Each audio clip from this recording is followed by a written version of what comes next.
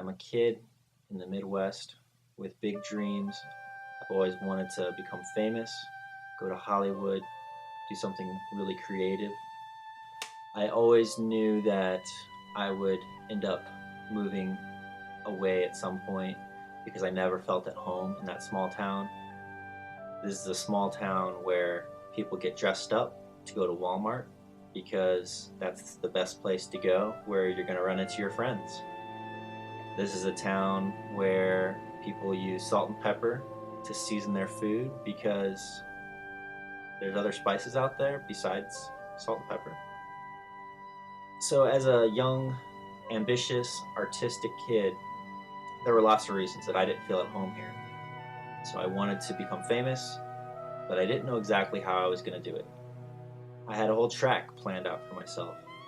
I moved away to boarding school. I went to Chicago for that boarding school.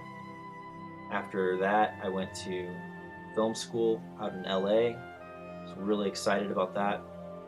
Unfortunately, I had to pay for film school with a Navy ROTC scholarship. After I graduated from film school, I was jealous of all my classmates because they were moving on to Hollywood and to take entry-level positions doing the job that we all loved. Meanwhile, I was starting my career as a naval officer, and so while I didn't have the love of my job to keep me excited, I did have a paycheck, and it was a really good paycheck.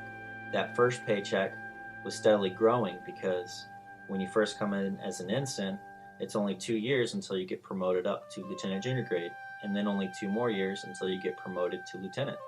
I was really excited to buy my first condo, and I had a home equity loan that I used as a down payment on a house. And so now I'm a dual homeowner because just having one property, that's not enough. I needed to have two so I could really feel successful. I've got 2 properties that are upside down, and I ask myself, how did I get in this position when I've always worked so hard? I've always done everything by the book, gone so far from where I started, being back in Illinois. And that's when it occurred to me that this extreme situation of the real estate bubble bursting, that's what I needed because I was set in this mode where I was a hamster in a hamster wheel. And I was used to the status quo where you go to a job every day and you're not supposed to like your job. And maybe you'll get paid more and more over time if you just put up with it. That extreme situation, it knocked me out of that hamster wheel. And I was sitting there basically in my hamster cage looking up at the wheel, and I asked myself, why did I ever do that? I can go back and pick up where I left off. I can be that kid. I can have those big dreams, and I can take things one step at a time and really put myself out there to make my dreams happen. And the reason I can do that now is because I don't have anything to lose. I feel like I'm in the best position to actually make those dreams a reality.